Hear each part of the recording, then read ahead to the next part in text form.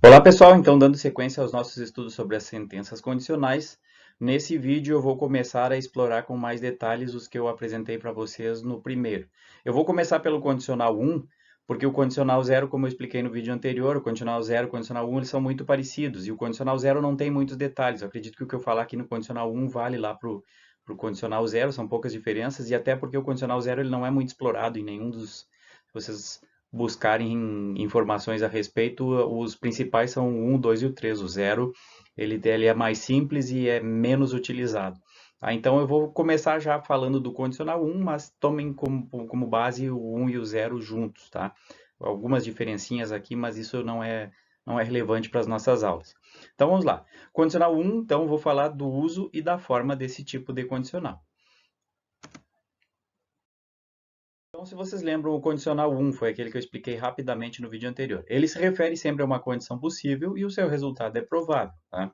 Ele se baseia, então, em fatos concretos, né, a respeito de situações do mundo real, situações particulares. Então, ele tem a sua condição de verdade. Se vocês lembrarem dos critérios, que eu expliquei para vocês com o critério de tempo e critério de condição de verdade, o critério temporal dele, né, o marco temporal, ele está falando, é para falar de uma situação presente ou futura, né, e a sua situação, a sua condição de verdade, a sua situação é verdadeira. Eu vou expressar um fato real, um fato concreto. Quando eu uso esse tipo de linguagem para me expressar, eu estou falando de um fato, de uma que com certeza acontecerá, é possível de acontecer, é verdadeiro, desde que a condição seja cumprida. Tá? Então, o exemplo é o mesmo do vídeo anterior, mas agora nós vamos explorar ele com mais detalhes. Né? Aí está, então, um condicional 1, if I win the lottery, I will buy a new house. Se vocês lembram, se eu ganhar na loteria, eu comprarei uma casa nova. Nós temos os dois fatos, né? O fato 1, que é ganhar na loteria. Falando dessa forma, se eu ganhar na loteria, ou seja, eu estou considerando que essa condição é possível de acontecer.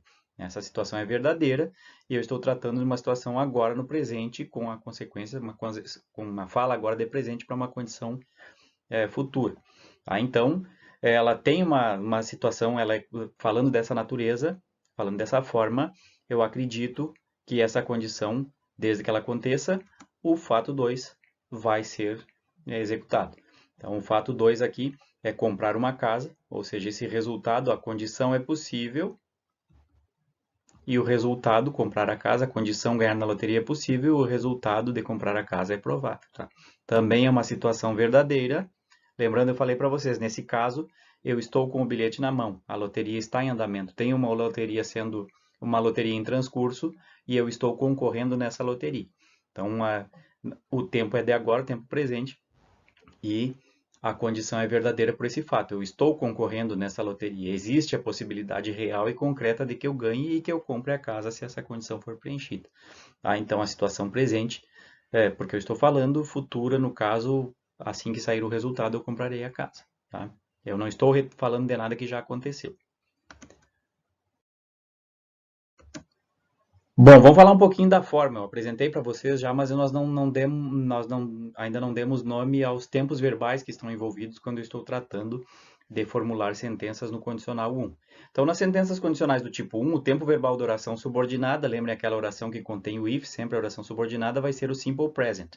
Isso aqui é meio que engessado, tá, gente? Sempre o tempo verbal da condicional 1 na oração subordinada vai ser esse. Se eu variar esse tempo verbal, eu estou mudando o tipo de condicional. Por exemplo, o condicional 2 vai ser passado, o condicional 3 vai ser o passado perfeito. Então, essa primeira parte aqui das sentenças condicionais, a oração subordinada, ela é meio que engessada. Eu posso, sempre vai ser, eu não tenho como variar o tempo verbal dela. A oração principal tem mais variáveis, mas a oração subordinada do condicional 1 vai ser sempre este o tempo verbal. Né? O tempo verbal da oração principal, então, ele varia, como eu falei para vocês, ele é menos engessado do que o da oração subordinada, porém, o mais comum de acontecer é o simple future, é o futuro com o will, né? Mas também é possível ocorrer outros tempos verbais, outros, principalmente os verbos modais. Eu posso utilizar o can, o may, o might, o should, etc. Eu vou mostrar para vocês uns exemplinhos aqui, variando essas formas aqui da oração principal. Vamos lá. Então, vamos lá.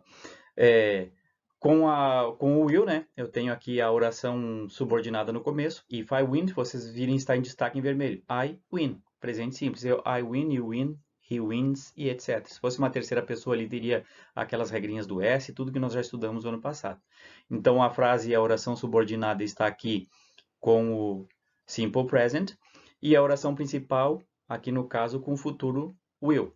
I will buy a house. Se vocês lembrarem dos estudos sobre tempo futuro, I will buy, you will buy, he will buy. Então, a conjugação é uma das possibilidades para a oração principal. Vamos avaliar um pouquinho essa oração principal aqui. De novo.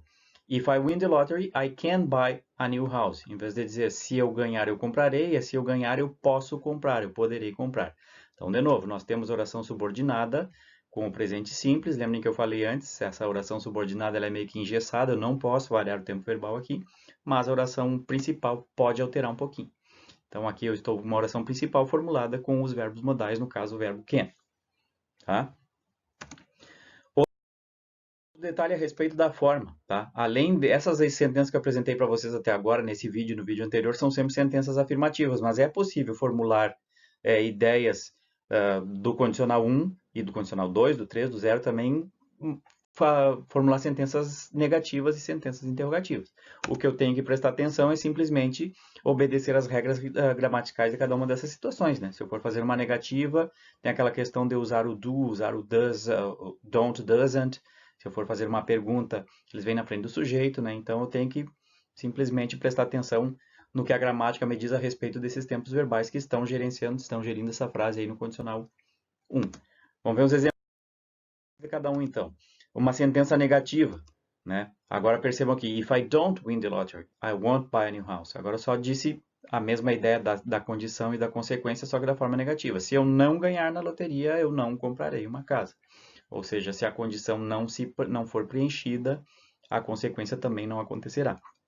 O resultado não acontecerá. Então, eu tenho aqui uma frase no presente simples, só que é um presente simples negativo. Eu tenho o do mais o not, don't, I don't win. Se eu fosse conjugar toda ela negativa, I don't win, you don't win, he doesn't win. Teria que ser o does para a terceira pessoa. Tá? E o futuro também ali, no caso, para expressar a ideia. O futuro também é negativo. Isso aqui não significa que se eu estiver fazendo uma sentença no condicional 1 negativa, que as duas partes tenham que ser negativas. Eu posso, dependendo da situação, ter uma afirmativa e uma negativa. Por exemplo, if I win the lottery, I won't work anymore. Né? Se eu ganhar na loteria, eu não vou mais trabalhar. Então, eu posso falar uma parte afirmativa e uma outra negativa. Ou, if I don't win the lottery, I will have to work more. Se eu não ganhar na loteria, eu terei que trabalhar mais. Então, tudo vai depender da situação. É só para mostrar para vocês que eu posso ter sentenças negativas para poder formular essa ideia aqui. O único critério que eu preciso obedecer é quais são as regras gramaticais do condicional 1, que são essas aqui, presente simples, ou futuro simples, ou modal, né? Vamos fazer uma interrogativa para vocês verem como isso funciona. Agora eu vou perguntar sobre uma condição e uma consequência. If you win the lottery, will you buy a new house? Agora estou te perguntando, se você ganhar na loteria, você comprará uma casa nova? Então, na pergunta aqui, na verdade, o que vai alterar a estrutura não é na sentença, aqui por conta da situação, não é a sentença, a oração subordinada, é a oração principal que trouxe a estrutura da pergunta, né? Por conta da forma da pergunta que eu quero fazer, aqui não precisa jogar a estrutura da oração subordinada também para a interrogação. É a oração principal que faz a pergunta. Então, nós temos aqui, you win, você ganha, você ganhar, e will you buy? Então, para formar uma sentença interrogativa, né, nós temos o verbo auxiliar will na frente do sujeito. Então, são todas as formulações gramaticais que vocês já estudaram. Muitas dessas formulações gramaticais nós estudamos no ano passado, no primeiro ano. Então, agora é só lembrar que para formular as sentenças aqui do condicional 1, se eu quiser fazer negativas ou interrogativas, eu tenho que lembrar de quais são as regras de uso dos verbos auxiliares e etc. Tá, pessoal? Acho que esse aqui é o meu último slide desse assunto. Então, agora, a partir desses conceitos que eu apresentei para vocês no primeiro vídeo e nesse, eu vou propor algumas atividades, alguns exercícios aí para que vocês possam praticar essa estrutura, primeiro do condicional 1, e aí nas próximas semanas eu trago para vocês o condicional 2 e o condicional 3, que são os nossos próximos elementos para estudar. Tá bem, pessoal? Então, encerrando por aqui. Tchau, tchau.